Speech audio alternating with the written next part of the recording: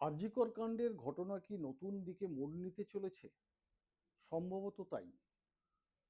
আজ রাজ্যের মুখ্যমন্ত্রী শুভেন্দু অধিকারী ঘোষণা করলেন, সেই সময়ের ৩ পুলিশ অফিসারের ক্রিয়াকাণ্ডে তিনি মোটেই খুশি নন।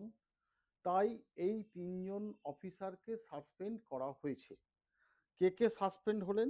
না, বিনীত গোয়েল, তখনকার সময়ে তিনি ছিলেন কলকাতা পুলিশ কমিশনার, এবং ইন্দিরা মুখোপাধ্যায় ও অভিষেক গুপ্ত। বিনীত গোয়েল এই ঘটনার পরেই আরজিকর কাণ্ডের নির্যাতিতার পরিবারের পাশে দাঁড়িয়ে সেই সময় বিক্ষোভে ফেটে পড়েছিলেন আরজিকর কাণ্ডের যারা বিক্ষোভকারী তাঁরা।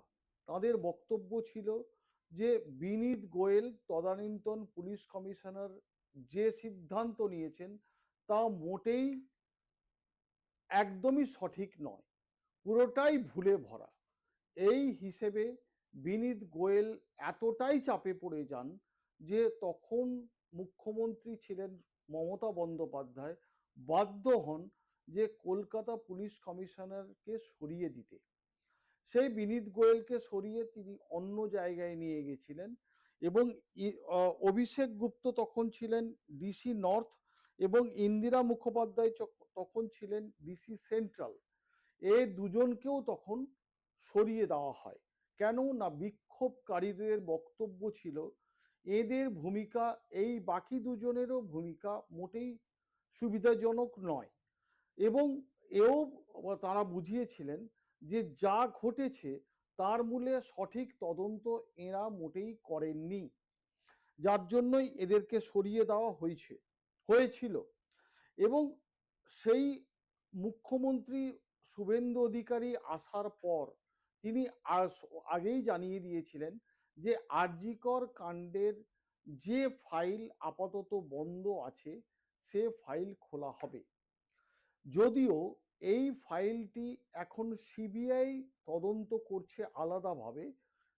আজ শুভেন্দু অধিকারী জানিয়েছেন যে সিবিআই যেমন আলাদা তদন্ত করছে সেই তদন্ত সমানভাবে চলবে, তার পাশাপাশি রাজ্য সরকার আবার নতুন করে তদন্তে নামছে, এবং এই তদন্ত নামার জন্য তিনি চিফ সেক্রেটারি এবং হোম সেক্রেটারির কাছ থেকে লিখিতভাবে একটা বক্তব্য জানতে চেয়েছিলেন যে যে তদন্তটা তখনকার সময় হয়েছিল তা যথাযথভাবে হয়েছিল কিনা।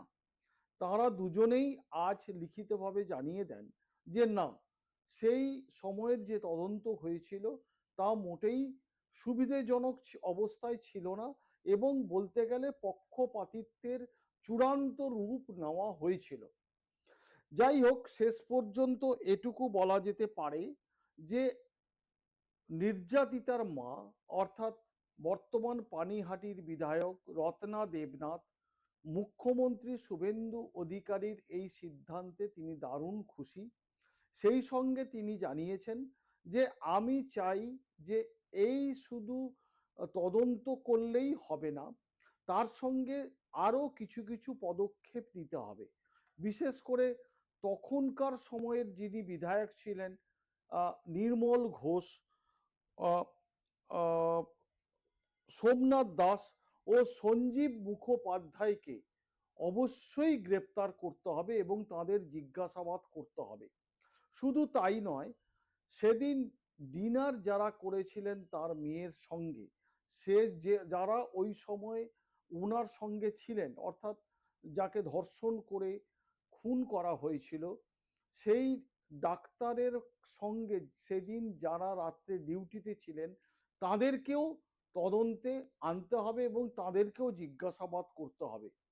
শুভেন্দু অধিকারী জানিয়েছেন যে তদন্তে কোনো রকম কোনো গাফিলাতি থাকবে না, এবং আমরা এর পূর্ণাঙ্গ তদন্ত করে দেখব যে বিচার ব্যবস্থা ঠিকমতো হয়েছে কিনা।